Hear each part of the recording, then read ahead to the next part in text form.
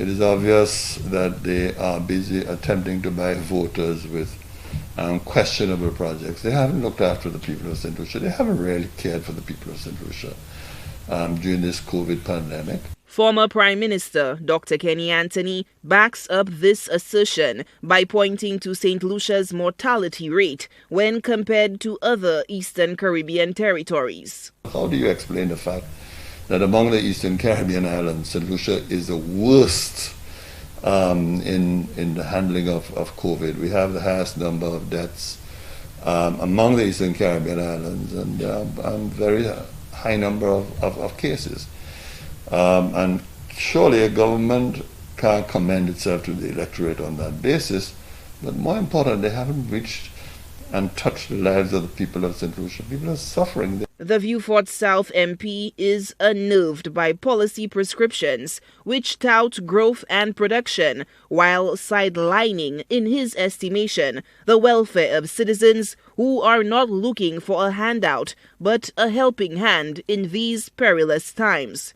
With prosperity in short supply, he cites what he views as the deafening silence from the corridors of power on the plight of ordinary citizens facing eviction and bill payments due to the pandemic crisis. What the government has done is to say to the people of St. Lucia, your welfare is not important to us. What matters is, of course, that we need concrete and roads so that we can get growth in the economy.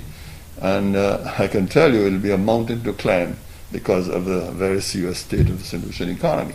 The island prepares for an upcoming general election. Dr. Anthony would not even countenance the thought of the current dispensation not honoring the Constitution and respecting the will of the people. Should the government attempt to go beyond June 6th, then it should be met with resistance and protest on the ground. The sooner we have the elections, the better for the sake of the future of this country.